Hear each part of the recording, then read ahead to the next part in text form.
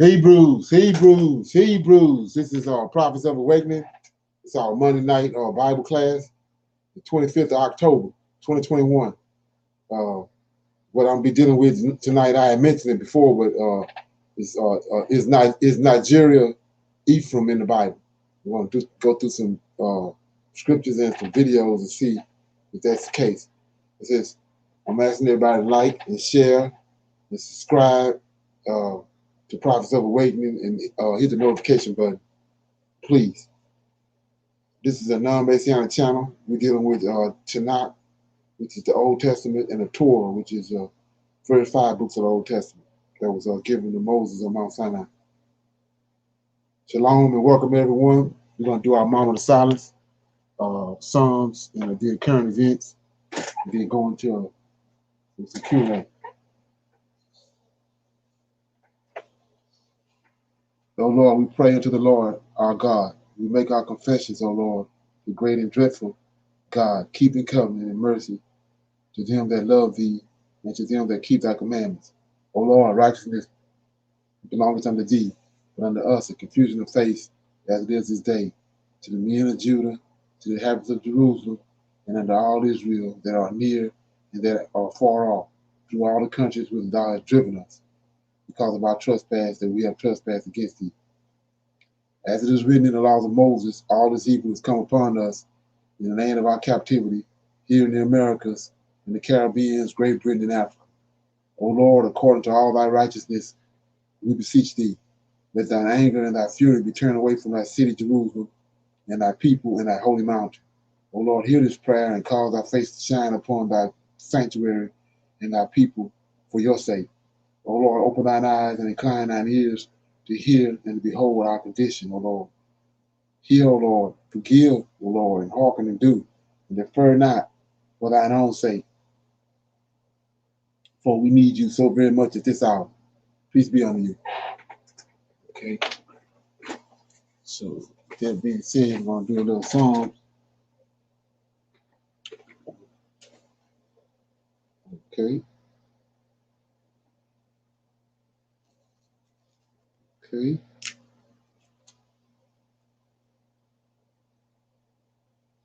I'm gonna read Psalms 149. It says, the Lord taketh pleasure in his people.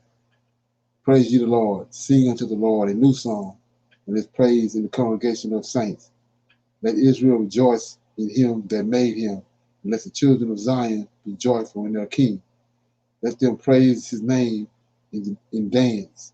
Let them sing praises unto him with the timbrel and the harp. For the Lord taketh pleasure in his people. He will beautify the meek with salvation. Let the saints be joyful in glory. Let them sing aloud upon their beds. Let the high praises of God be in their mouth, and a two-edged sword in their hand, to execute vengeance upon the heathen and punishment upon the people, to bind their kings with chains and their nobles with feathers of iron, to execute upon them the judgment written. This honor have all his saints. Praise ye the Lord. So, anybody got any comments on that? Verse 6. Okay. Let the high praises of God be in their mouth and a two-edged sword in their hand. Okay. Vengeance. Right. Don't get no plainer than that. Yeah. Ain't that something? I mean, we love the Lord, but we ain't no pushovers neither now. Okay. I can go with that.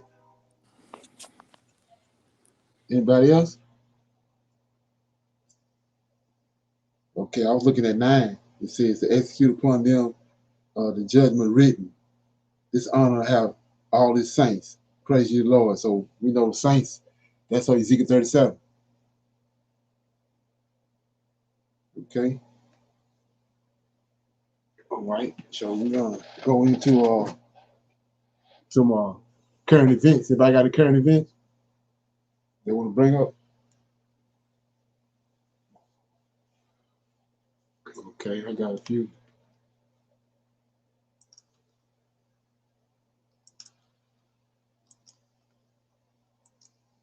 Okay. Can you see that?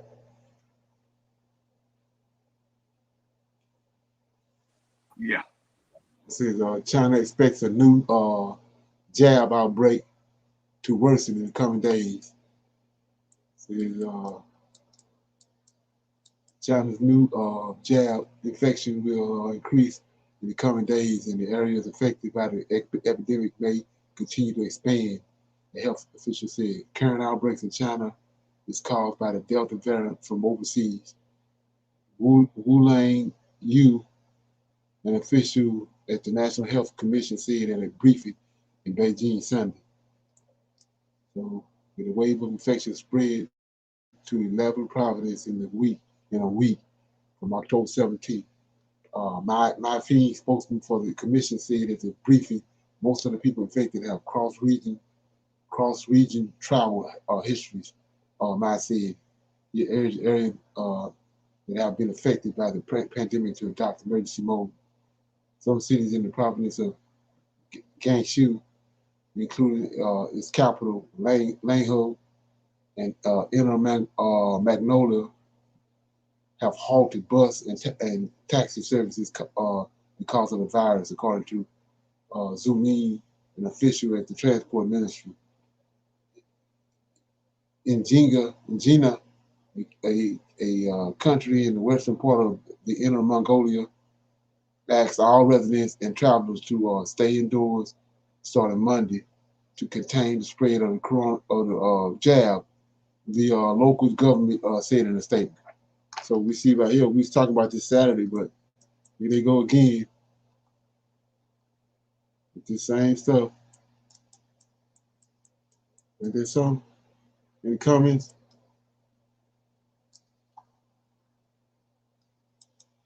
Okay.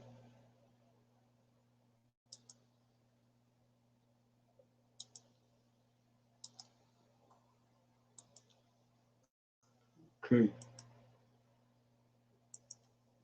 And this right here is this major right here. This is one of the reasons why I believe we ain't got too much more time. It said McDonald's workers in at least 10 cities will be walking off the job tomorrow. That's tomorrow. So it says if you head to your local McDonald's on Tuesday, October 26th, you may find there is no one there to take your order. Employees of the fast food giant have announced a one-day strike in order to demand changes in the way the chain handles the rampant sexual harassment of employees in their stores, according to the fight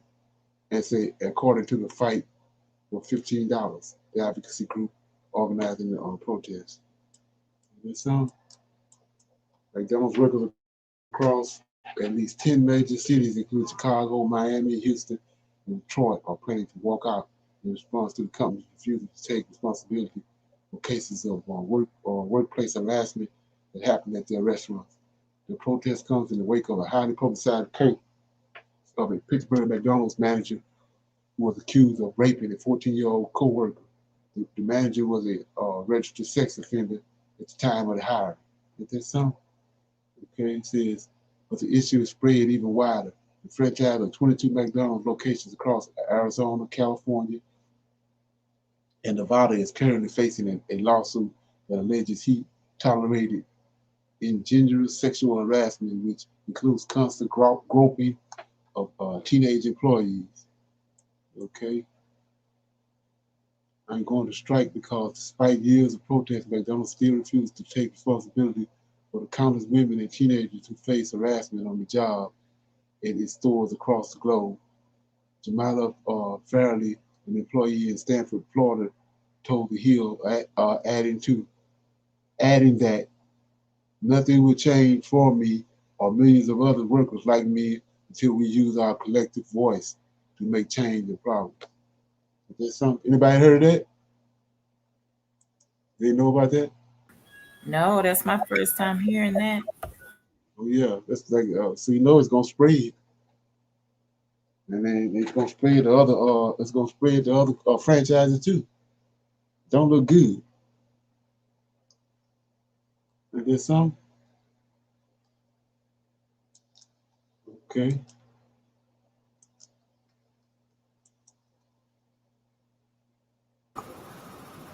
You're always talking about the weather that we've been getting and how bad it is. And Right. y'all been hearing about the weather that's supposed to be coming our way this weekend.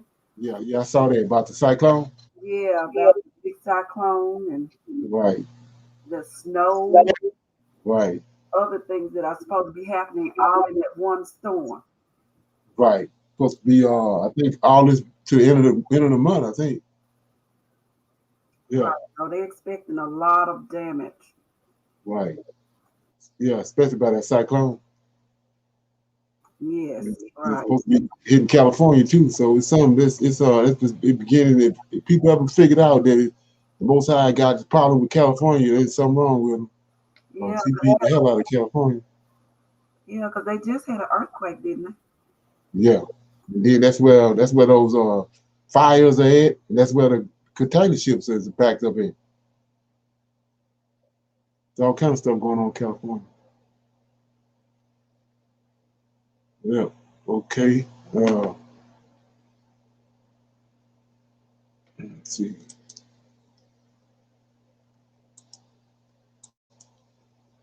This right here says this just happened.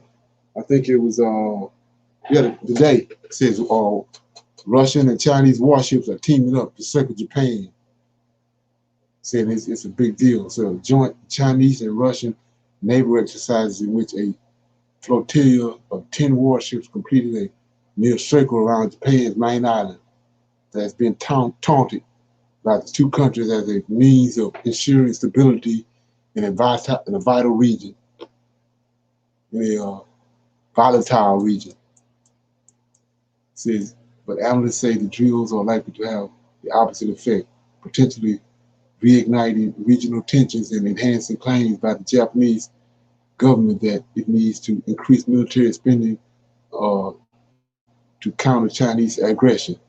The voyage billed at the first joint China-Russia naval patrol in the Western Pacific. Saw the vessel sail through the Tashira Strait that separates Japan's main island and its northern island of Jakarta, wherever that is, before heading down the nation's eastern coast and then back toward China through the Oshun Strait off the southern Japanese island of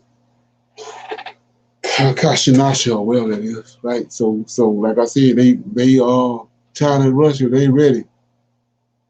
They trying to provoke United States, knowing that they ain't in no position to do nothing, but they trying to provoke them. Any comments?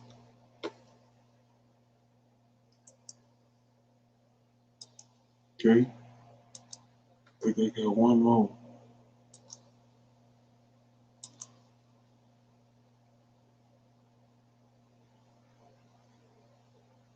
Okay.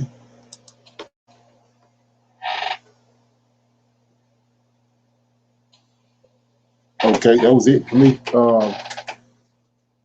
What I'm gonna do right here is open it up for some Q&A and comments. Anybody having questions or comments that they came across since Saturday or last week?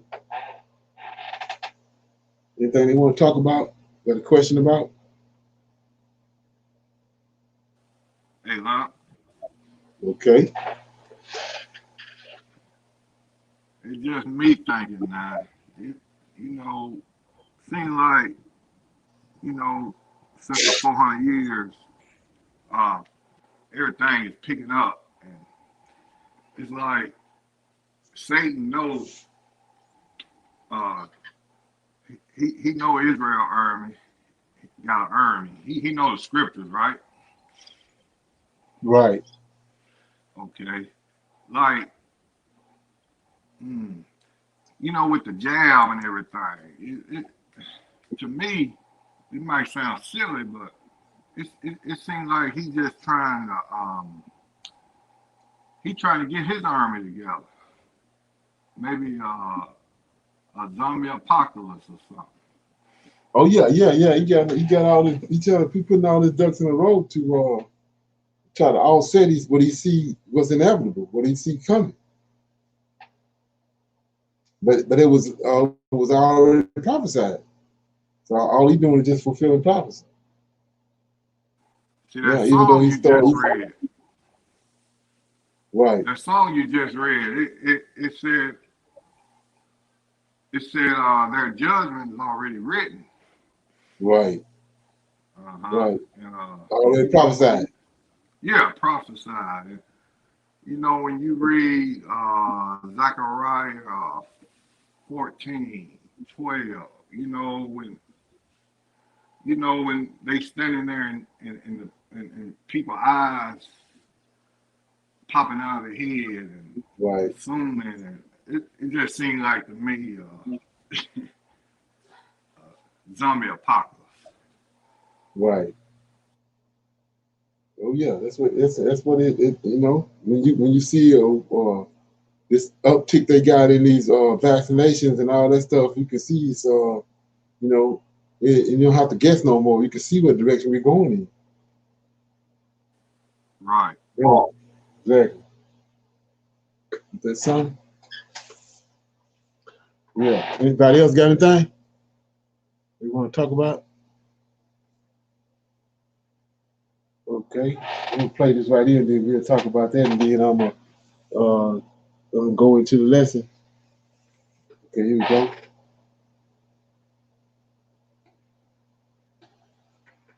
Hello and welcome back to the channel. There was an article that I saw. I actually subscribed to a website, a prepper's website, and they had a very interesting yet alarming article on the site. It's on Ask a Prepper, and the name of the article was "The Mother of All Depressions is Coming by the End of 2021." That's what they titled the article, and when you read through the content of the article, okay, it just sounds kind of it sounds kind of scary. Okay, it sounds very frightening if you are someone just tuning into this sort of thing for the first time. But if you've been paying attention, you already knew that this was coming, so it should come as no surprise. There's an excerpt, just a very quick excerpt of what they said. If you want to read the whole article, you'll have to go to their website. I think it was posted within the past few days or so. But here's just a quick excerpt of what they are talking about in this article, in which they are basically comparing this to the Great Depression that happened in the early 1900s. They're actually saying that they believe it's going to be worse and that it's going to come by the end of this year, 2021. So that's why we're asking the question, will 2021 end worse than the Great Depression? That is the question. That is the question. So here's a quick excerpt, and I'll be right back. Many economists believe that another Great Depression could throw the world back into the poverty and chaos of the Dust Bowl era, and some think it's likely to happen this year. Paranoid? Alarmist? Well, they have a lot of evidence on their side, too much to just dismiss. Technically, the Great Depression lasted for 4 years, from 1929 to 1933. In reality, it took until 1940 for US GDP to recover to its 1929 level, and even then unemployment was still at 15%. Only the militarization of the economy for World War II finally swept away the Great Depression's after effects. And here you go. Okay.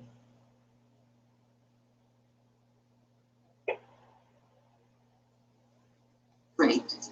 Are economists saying that this Great Depression or another Great Depression is going to throw the world back into poverty and chaos, just like it was in the Dust Bowl era? Now, I don't know if any of you are familiar with the Dust Bowl, but they did have a documentary out and some actual footage some time ago, and you can still find clips on YouTube in various places even now. But the Dust Bowl era was horrible. It was horrible. It was like the Most High, God as the world calls him. It's like he was taunting certain regions. It's almost like he was taunting them, right? And now what was the end of this so-called Great Depression? I want to know if you all picked up on that, but they were saying only the militarization of the economy for World War II finally swept away the Great Depression's effects. So So are they telling us that we are on the verge of World War III in order to end what the world is entering into, in order to stop the chaos? Because we've been talking to you all about the distress of nations and the perplexity of the people, and all of the hard times that are coming. Me and so many others are constantly talking about this, only because we want you to take a proactive role in your own survival. Every time I do these kind of videos, should I say, there are always those who will come and say, well, no matter how much prepping you're doing, the government can take it away, this can happen, that can happen. And we can't live by fear. If that happens, then at that point, there's nothing you can do about it, right? But if that doesn't happen and you are able to do something to save yourself, we can't ride around on excuses wondering if I do this, or if I prepare, if I save this, or plant that somebody's going to come and take it. We can't live like that. You can't not do anything. You can't not do anything thinking that, oh, what's the point, because someone else is going to come and take it. That is not the right attitude to have. You do all that you can to fortify. And if that time comes, be prepared for that as well, as best as you can, right? But I live by this. If Yah be for you, who can be against you? And I also believe that if the Most High allows anything in any one of our lives, there is absolutely nothing we can do about it. So that being said, faith without works is dead. We can't sit and say that we have faith that the Most High is going to feed us and take care of us, but all we do is sit on our hands, twiddle our thumbs, sit and just do nothing. Okay? And I'm saying that as an encouragement to those of you who think there is nothing you can do. This is why I am always talking about others who many would think weren't able to do anything, but they are. That's why I talked to you about the young lady in Detroit. She took a lot that her dad paid $100 for. She turned it into Griffin's Gardens. That's why I talked to you about the woman that's from Detroit, almost 80 years old. She's out there riding around on a tractor in the middle of the city of Detroit, where only a few houses are still on her particular block, but she's farming those vacant lands rather than sitting around complaining about what other people are not doing for her. Like I mentioned in my other video, that old lady, when I looked at her video, I was so proud of her. She pretty much said that she is going to keep farming and growing food until the wheels fall off, y'all. So we are without excuse. If you have people saying this now, we don't know what's going to happen by the end of this year. They are predicting this, right? They are predicting this. Do we do nothing and just hope for the best, or do we do something in preparation for the worst? So the question is still again, will 2021 end worse than the Great Depression? Now, the fact that we are so close to that point, makes it even more unnerving. We are at the end of October. So are they saying in the next couple of months that the bottom is about to fall out on the economy?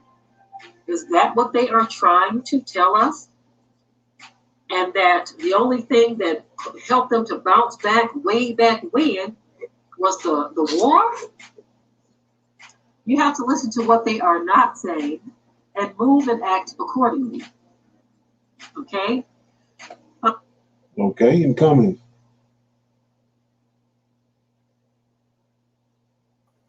I have a question. Okay. Okay, so you hear that a lot about faith without works is dead. But what about people who aren't in a position or physical position to do things and still require them? Okay, say that again. Okay, so she said faith without works is dead. So what Right. about people who, and her example was the lady was getting out and she was growing the food even at her age of 80. I understand that. But there are 80-year-olds that are not physically able or, even mentally able to prepare people who are not in a position financially, people who are not even in housing and whatnot. What of those people? I mean, what do you say to them? I mean, it goes back to me. It goes back to, like I said, before the flood. You always hearing people talking about, you know, oh, the little baby this and oh, the little baby that and all this and that. Well, when the Most High brought the flood, it was little babies all over the place. So Most High, he got prophecies that's gonna come to pass no matter what person do or say or whatever. He got prophecies that's gonna come to pass, and there's more to it than just saying, uh, you know, it's more to it than just jumping up and saying I'm gonna go do this and I'm gonna go do that. When I understand that the Most High got things he already done spoken, he got to bring it to pass. So I mean, if you can't get up, if you're in a predicament where you're hungry but you can't move or you can't do this and that, then that's just that's where that person at. That's where the Most High got him at.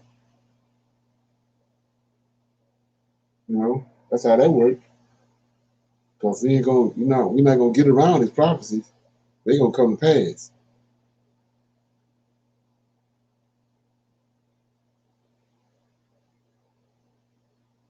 Okay, anybody else got anything?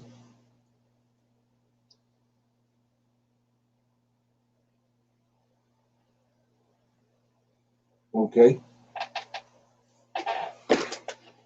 Yeah, so like I said, like the guy was like she was saying, it's gonna be they talk to us in the catchphrases. They tell you stuff that's getting ready to happen, but so many people they haven't figured that out yet, how to read between the lines and see exactly what they're telling you. So uh like it said, they're gonna be going they say the end of December. And so you gotta let that ferment because that's 2 months from now. Between now and the end of the year, these telling you that all hell gonna break loose. And we keep hearing it, keep getting all these confirmations from different places. December this, and December that, December this. It's getting it from all over the place. It's pretty much like they talk about on YouTube algorithm. You're getting all these confirmations all over the place, showing you what's getting ready to happen. And when it ain't just coming up just for GP. Okay. Yeah. Like you, like what they doing, like the Great Reset. They've been planning this. Oh yeah, right, exactly. Long time ago. Yeah, and when you listen to some of them world leaders, I've heard a couple say, we won't own nothing, but we'll be happy. Right. When the pandemic and all this stuff took place, it just amazes me how all this happened at one time, and right, and it's becoming clear what they're trying to do. Exactly. One world government, one world, and it's. I don't believe they plan gonna work. Nah, it ain't gonna work because we already see it. Yeah. We already see it coming unraveling now because of. I mean, look what the people doing tomorrow with McDonald's. Right. Like I said, that's gonna catch everybody. It ain't gonna be just McDonald's. If you got Wendy's, they see what McDonald's doing, then Wendy's gonna do it. So it's gonna be like a cascading effect, huh? And see, what they doing now is they starving the middle class. It ain't gonna be a middle class. You either gonna be rich or poor in they system. Right. And they widening the gap right now with them ships and things out there in the oceans. Right. The smaller business can't survive, but big mega business like Walmart and all these other big places, they can weather the storm longer than I see they playing though. Yeah. Right. They tearing everything down. Right. Get some? Anybody got anything? Okay. Yeah. So yeah, we was having a conversation maybe a couple of weeks ago, a couple of months ago. I was telling you about let me read that again. It was in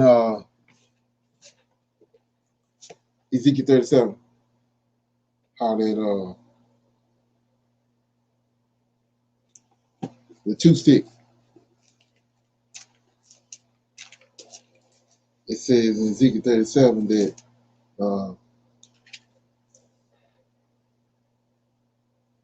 okay, let me get it.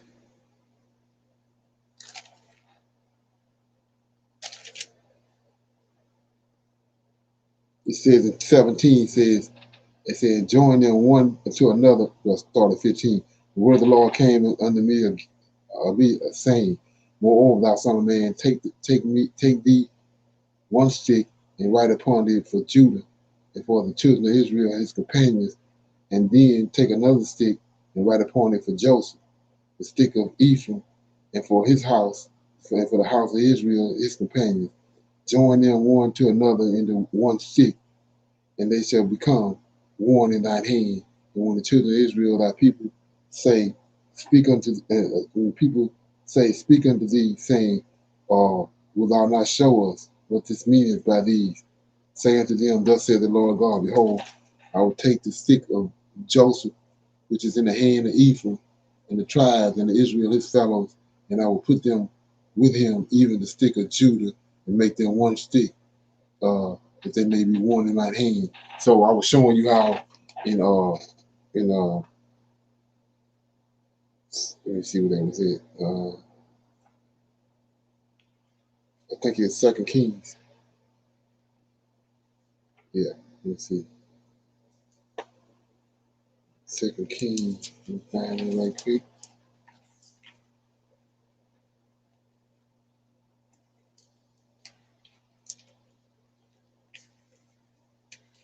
When we was talking about Rehoboam and Jeroboam the other night, and so Rehoboam is over Judah. That's out of David's lineage, which is out of Solomon's son. And then you had Rehoboam that was over Ephraim, which was over out of Joseph, and they ended up separating from each other. I'm gonna read it right here. Yeah, right here. Okay.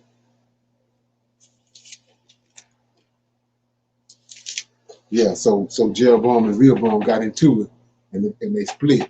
And so ever since then, all the way up to today, uh, Judah and Ephraim is at odds with each other. And so we know what Judah is. Judah is African American. That's over here in America. So my thing is, whereas people got it all twisted up. We know there's 12 tribes chart. I mean, that 10 tribes story that's in that they talk about the Israelites came over here to America. We know that's bogus, and we know the rest of the tribes are in Africa, when they came from Assyria. The scriptures say that they went to a far country where no man lived, and that's where they've been ever since then. That was on the west coast of Africa. And so we know the 10 tribes over there. So if the 10 tribes over there, that means that Ephraim is over there too, with among them. So I'm gonna go into some videos and we're gonna look at it. First of all, let's read and see how he left, what happened to Ephraim, and how they the last time that we know anything about Ephraim, what they was doing. So, I mean, let me get it right quick.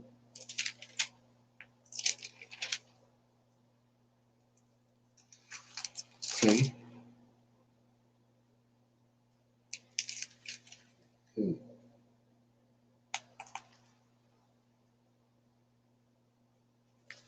Okay.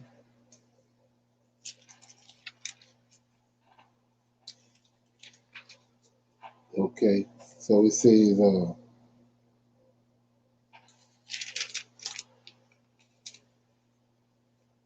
so I'm in 2 Kings chapter 11. I'm just going to read a little bit of it. I'm going to show you the history of it. It says in chapter 12, it says, Rehoboam went to Shechem, for all Israel will come to Shechem to make him a king.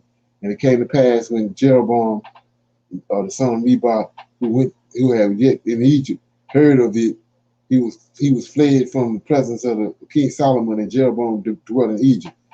That they sent and called him, and Jeroboam and all the congregation of Israel came and spake unto Rehoboam, saying, Thy father made our yoke grievous, now therefore make thou the grievous service of thy father, and his heavy yoke which he had put upon us lighter, and we will serve thee. And we know that he went and counseled with the young men, Rehoboam counseled with the young men instead of the elders, and he ended up doing worse than what Solomon did. So that's what caused the split. And then it says in verse 16, 12 and 16, so when all Israel saw that king hearkened not unto them, just the 10 tribes, with Ephraim, Rehoboam only, Ephraim, the tribe of Ephraim, the people answered king, saying, What portion have we in David? Neither have we inheritance in the son of Jesse to your tents, O Israel. Now see to thine house. David. So Israel departed into their tents. But as for the children of Israel, which dwelt in the cities of Judah, Rehoboam reigned over them. And being king, Rehoboam sent Ardram, who was over the tribes, over the tribute, and all Israel stoned him with stones that he died. Therefore the king Rehoboam made speed to get him up to his chariot to flee Jerusalem. So Israel rebelled against the house of David to this day. And it came to pass when all Israel heard that Jeroboam was come again, that they sent and called him unto the congregation and made him king over all Israel. There was none that followed the house of David, but the tribe of Judah only. And when Rehoboam was come to Jerusalem, he assembled all the house of Judah and the tribe of Benjamin, 180,000 chosen men, which were warriors, to fight against the house of Israel, to bring the kingdom again to Rehoboam, the son of Solomon. But the word of the Lord came on the Shema, the man of God, saying, Speak to Rehoboam, the son of Solomon, keep Judah, king of Judah, and unto the house of Judah and Benjamin, and to the remnant of the people, saying, Thus saith the Lord, ye shall not go up, nor fight against your brethren, the children of Israel. Return every man to his house. For this thing is from me. They hearken therefore to the word of the Lord, and return to depart according to the word of the Lord. So right here, like I was saying before, this is where the drama started at.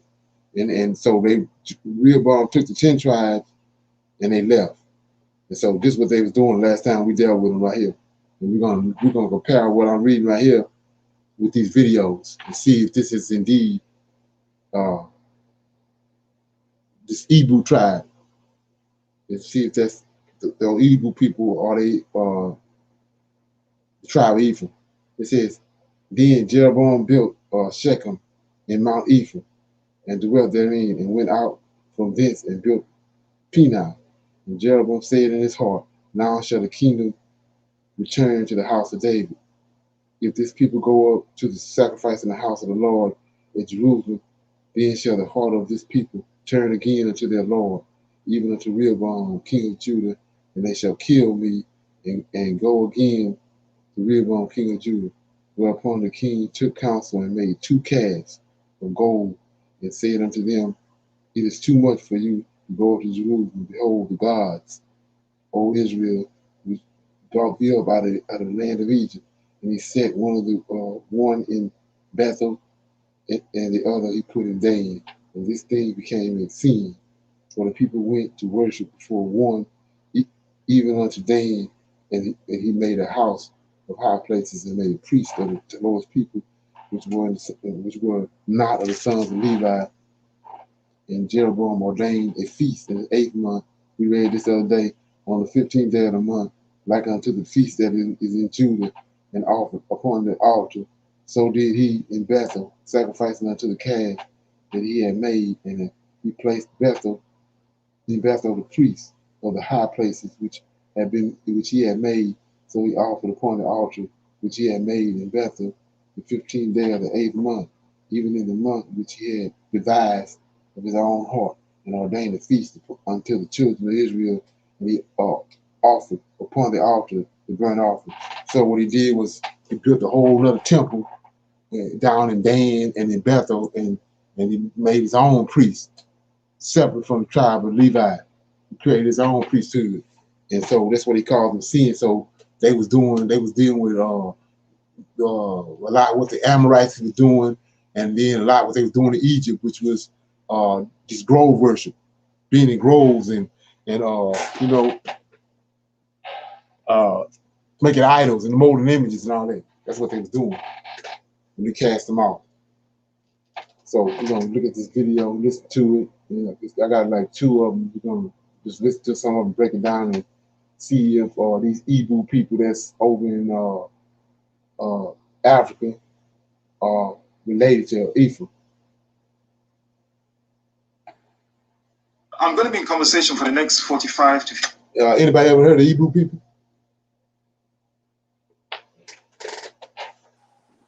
Yeah. Hello. I have. Okay. What you heard about them?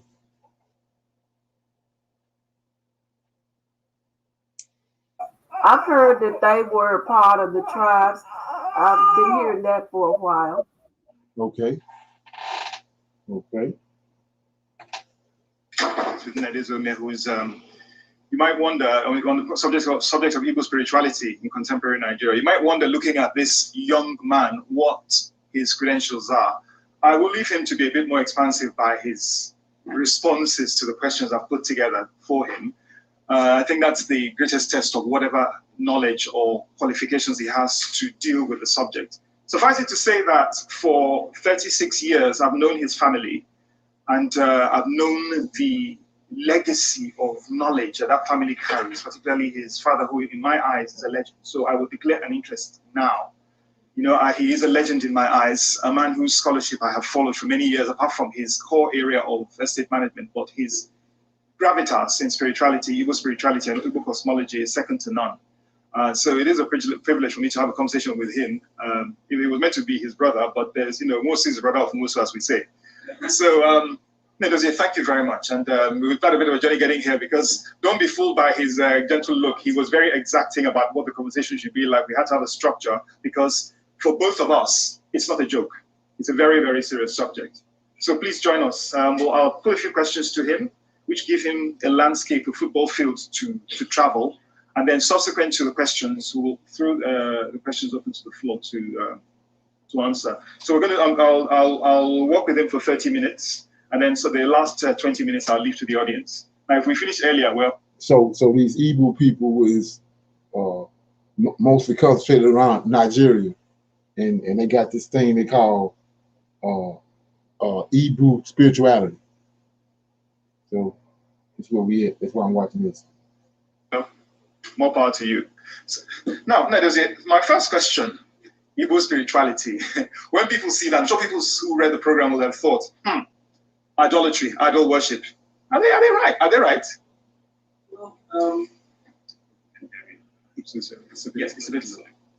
So, in spirituality, idol worship.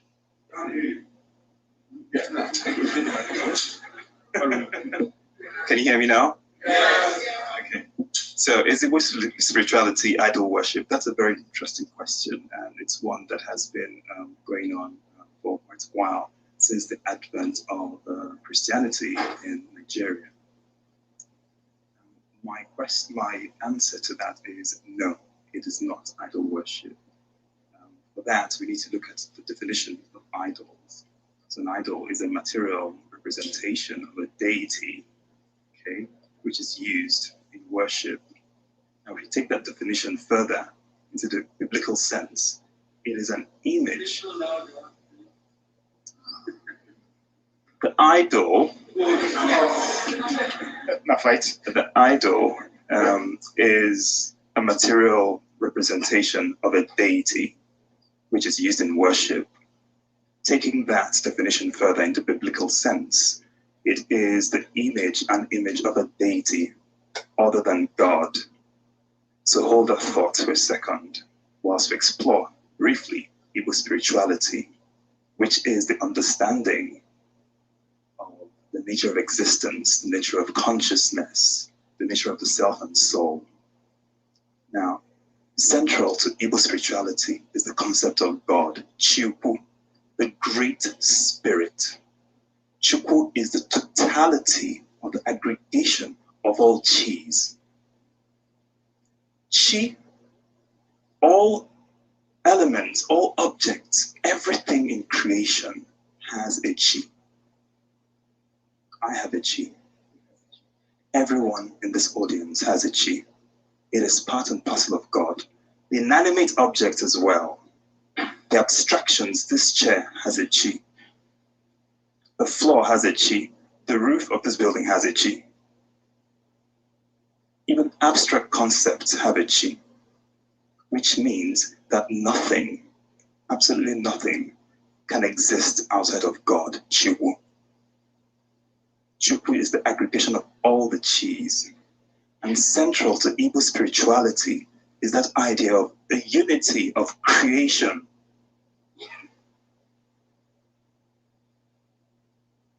Now let's explore a little bit what we see when someone is worshiping an idol.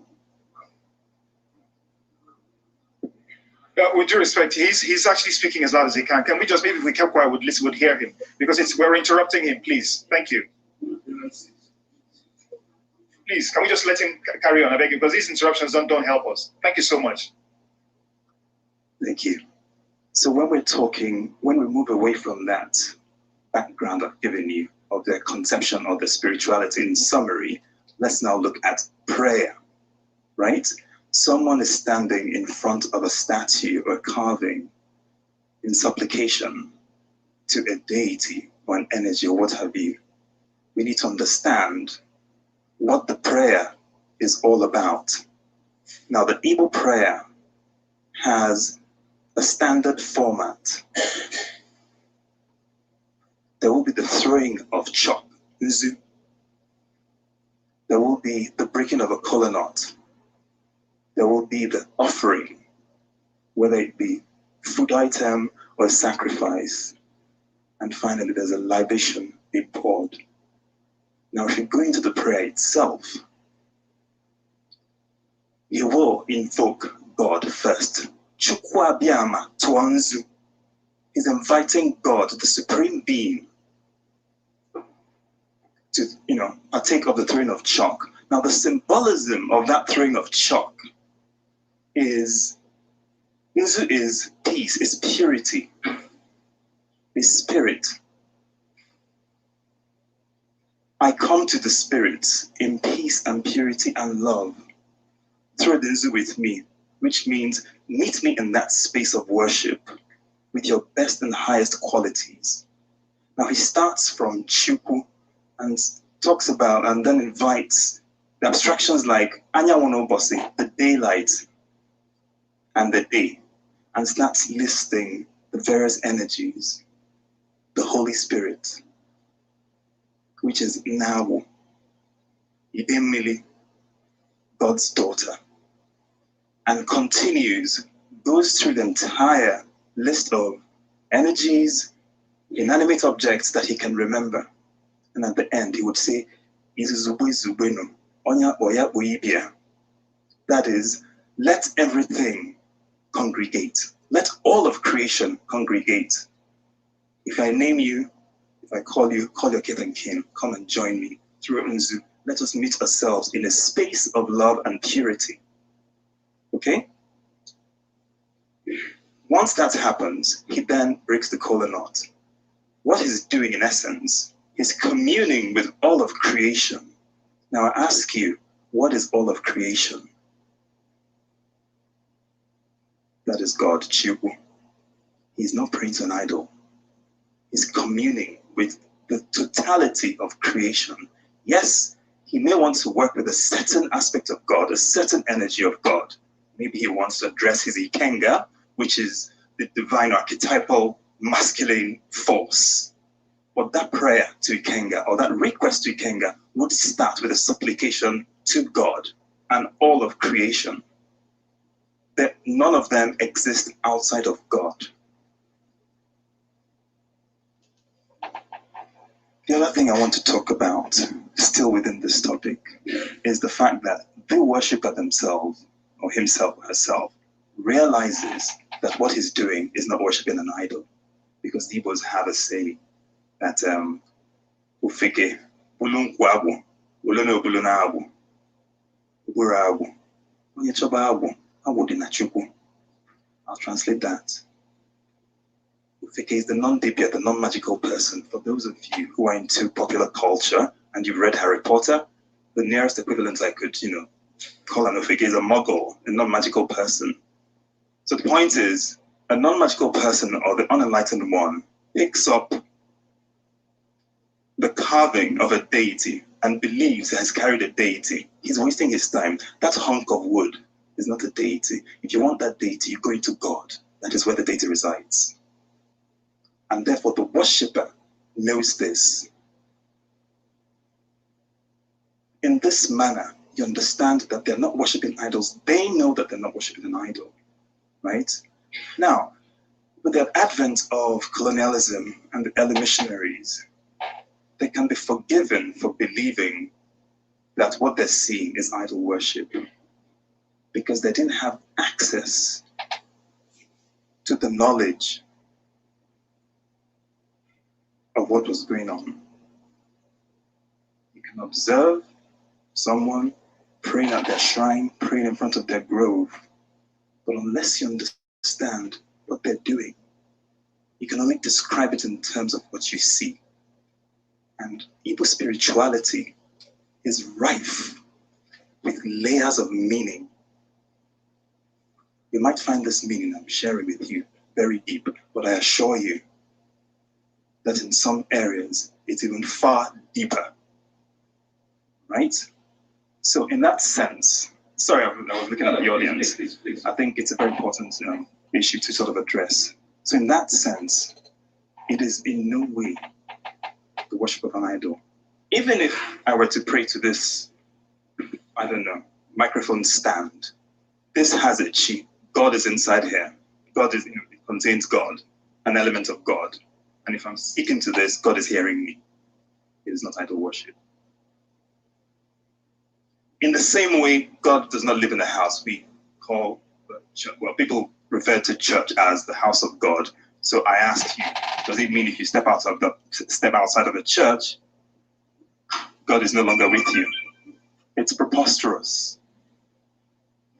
So in that sense, I hope I've given you food for thought to understand that it is by no means idol worship. It's been Okay, so he was saying that that they was worshiping in groves, but he said because they worshiping in grove and they speaking to a idol, it doesn't mean that they doing grove worship. So anybody hear that? Yeah, I heard it. So what you think? If they in a grove and they worshiping an idol in a grove, what they doing? Idol worshiping, he fooling There you, himself. there you go. Right. But the thing I want people to see is notice their counters. Like I was telling you, all Israelites, we was dealing with angelic beings, and the Israelites highly intelligent beings. When we created Adam, Adam was set apart from all the other people on earth. So we dealing with highly intelligent beings. You see all those characteristics in these Hebrew people, but we see they worshiping in the grove. They still doing it. They still caught up in the same thing they was doing before. And we just read in Ezekiel 37 where he said that he's gonna take the stick of Ephraim and he's gonna take the stick of Joseph and put them together. That ain't happened yet. Because we still over here and they still over there caught up in their in a situation. And another thing that sticks out is the Nigerian contempt for the African American. That hatred's still there. That the Nigerian can't get along with the African American. He got a disdain for the African American. And for the longest, I never could figure that one out until I started dealing with this. And most I started showing it to me. Yeah. I'm gonna let them more play. Then I'm gonna go to another video. But this is just to let you know that you do have things out there. You need to have that thirst for knowledge. He didn't sit me down and start teaching me things.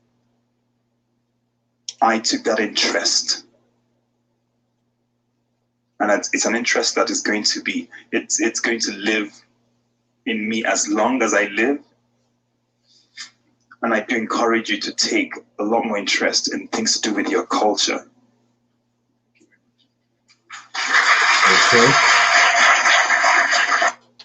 Okay, we go somewhere else. This is a little short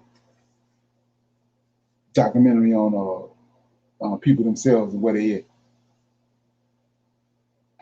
Igbo are the third largest ethnic group in Nigeria. The origins of the Igbo are shrouded in myths and legends, but oral traditions and archaeological evidence suggest that they've lived in their present area for several millennia. The Igbo had a unique social and political organization. So let's look at that. He said that these Igbo people been in the area where they at now in Nigeria, in that area there. He said they've been there for several millennia, right? Hello? Right. So what's a millennium? A lot of years. Millennia is 1,000 years, right? Right. Okay, so he said several millennia, that's 2,000 years. So I'm over in Hosea, chapter 6. Says, Hosea chapter 6, verse 1. Come, let us return unto the Lord, for we have torn, he will heal us. He has smitten, he will bind us up. After 2 days, that's 2 millennia, right? After 2 days, 2,000 years, will he revive us in the third millennium, in the third day, he will raise us up, and we shall live in his sight. Then shall we know that we follow on to know the Lord. His going forth is prepared as the morning, and he shall come unto us as the rain, and the latter rain and the former rain upon the earth. Okay. I'm let this play. As it was not uniform and sometimes not centralized, there were variations from one location to another. Many communities were segmented while others were centralized. Igbo communities west of the Niger were generally chiefdoms with titles and chieftaincy paraphernalia. East of the Niger, however, possessed monarchies with a king of what the Igbo called Eze. Men, and in some cases women, were either conferred with titles or they bought them from existing title members. Initiation into these associations gave members some privileges and obligations in society. Age-grade organizations and the deities acted as centralizing agencies in Igbo communities. Like some other African peoples, the Igbo have a pantheon of gods and goddesses ranked according to importance and function. The head of the pantheon is Chukwu, the supreme god. Other high gods in the pantheon are Anyanu, the sun, Egwe, the sky, Amadi Oha, the lightning, and Allah. See that? It's still caught up in the same thing we just read. But Jeroboam put them in. Chukwu's daughter, the earth goddess and mother of the Igbo people.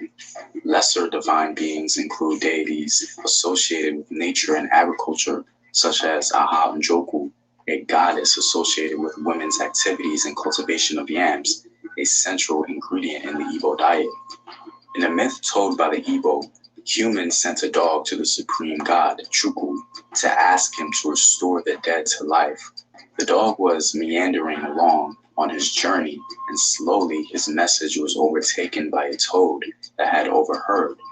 The toad wanted to punish humans for whatever reason, so it gave Chukwu the message that humans did not wish to be restored to life after they had died. Chukwu agreed to the request and, of course, would not reverse his decree even upon the dog's arrival with the true message. The dog pleaded with Chukwu, but Chukwu already made his decision, and so, according to the Igbo, death became permanent. The Igbo had many regional powers, but the most popular and perhaps the most effective was the Kingdom of Nri. The Kingdom of Nri had tremendous political and religious influence over most of Igbo land. In all honesty, the Igbo Kingdom of Nri is the most fascinating African kingdom I've ever studied because of how it developed and grew. I'll go as far and say that the Kingdom of Nri is definitely the most unique kingdom in all of African history. Why? Well, because the kingdom grew not because of war, as it all or most other African kingdoms. It grew because it sent religious missionaries or priests to convert the people and incorporate them into the larger Nri state. The entire kingdom was ruled by a sort of priest king called Eze Nri. The Kingdom of Nri was perhaps one of the most morally upright places in West African history. It became a sort of safe haven for rejected people in their communities, and also a place where slaves were set free from bondage. The socio-religious influence of Nri at its height of power developed into what historians have acknowledged as a sort of holy land for Africans and compared it to other religious cities across the world. The Kingdom of Nri is considered by the Igbo to be the oldest Igbo state, emerging around 900 AD, and they've been called the Warriors of Peace. The Igbo displayed advancement in technology in their region and their quest to improve their situation. They learned ironworking, which helped them overcome the difficulties of the forest environment, and they engaged in other crafts and industries as well. Traces of ancient Igbo civilization can be found in the village of Uku. Beautifully crafted artifacts discovered by a farmer in 1938 gave us clues about early Igbo culture and way of life. As the ancestors of the present-day Igbo, the people of Uku are currently considered the earliest smiths of copper and its alloys in West Africa. Radiocarbon dating places the Uku metalworking site at 850 AD, which would make the Igbo Uku culture the earliest known example of bronze casting in the region, even before the fantastic and more popular bronze metalworking of the Yoruba at Ele-Ife. The metal artwork of the Igbo at Uku signifies a concentration of wealth, a specialized metalworking industry, the presence of skilled metalworking specialists, and the existence of extensive trade. In order to truly understand the tremendous technological skill and genius of the Igbo during this time, we must quote some of the known scholars who witnessed it. The Igbo bronzes at Uku amazed the world with its high level of technical and artistic proficiency and sophistication, which was distinctly more advanced than contemporary bronze casting found in other parts of the world.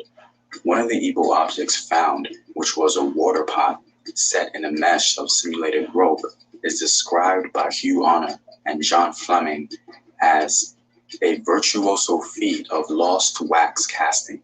Its elegant design and refined detailing are matched by a level of technical accomplishment that is notably more advanced than European bronze casting of this period.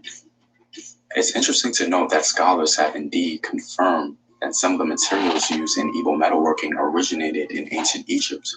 This is one of the few proofs we have of direct or indirect contact between the ancient Igbo and the ancient Egyptians. This is significant because it paints a picture concerning the flourishing nature of the Igbo trade network. The Igbo no doubt helped to drive the tremendous legacy of Nigeria, and their culture and history is testament to great ancient African achievement. Well, I'm all out, guys. If you like these videos and want to help out in its continued production, you can support the home team on patreon.com. Okay. Any comments on that? See, did anybody catch those similarities to what I read in the Old Testament pertaining to Ephraim, and then they were showing you right here, they got a direct tie. These people right here, that's over the Hebrew people, have a direct tie with Egypt. And I just read to you how Rehoboam came back from Egypt after Solomon died, and he came back and he he imposed the Egyptian culture on them and caused them to sin. And then we see all the deities. They still dealing with grove worship, and they still dealing with a lot of the idols and the worship that they're doing is tied to the Egyptian culture. Right. Okay. Anybody got any comments on that? Anything they want to say or bring up?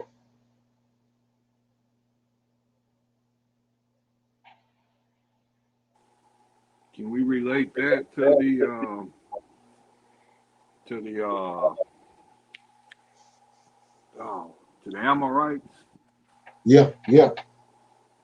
That whole area from when you understand where uh, the land that was given to Abraham, it was from the Nile River, from Goshen, all the way to the Euphrates River. So that ties them. It wasn't a coincidence that when Joseph, when his brothers and all of them and Jacob came to Egypt, that he gave them the best of the land. He gave them Goshen. They already possessed Goshen. It was given to them by the Lord of hosts to Abraham. So they had a direct, they had a direct tie with Egypt out the gate. And that's the thing about what I keep on saying about, I mean, how can you, when you understand that right there, how can you say that the nation of Israel and Israel's land is over here in America? When you're looking at all this stuff right here and all this all this information that's tying them to, huh?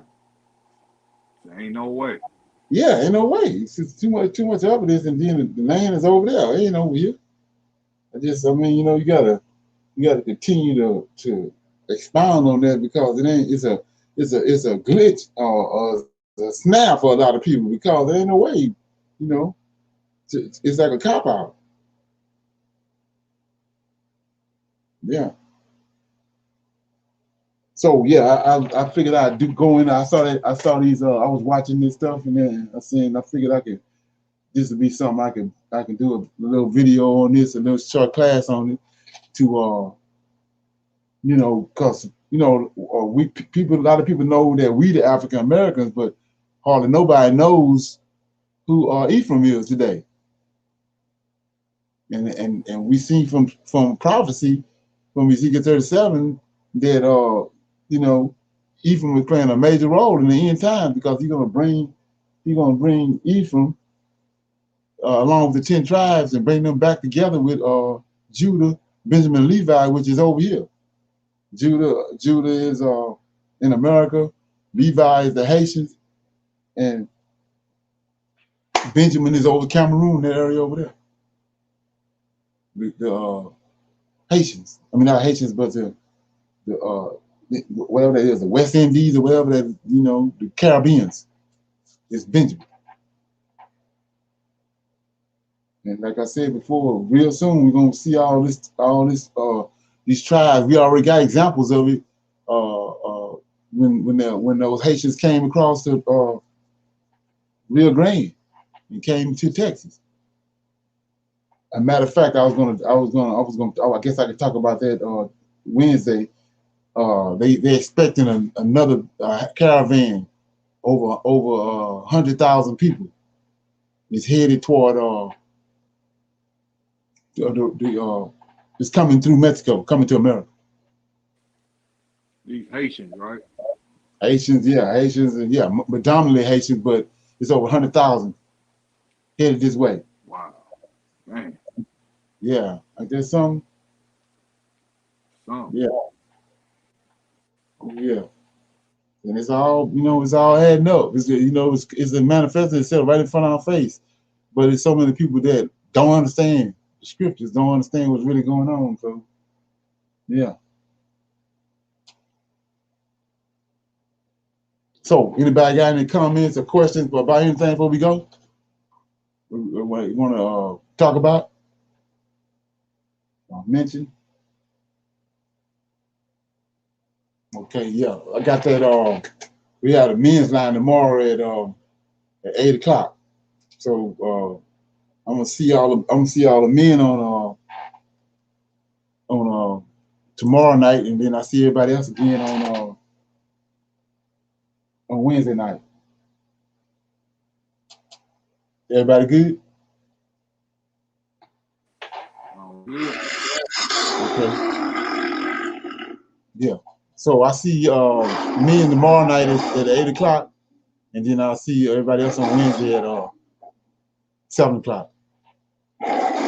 Shalom.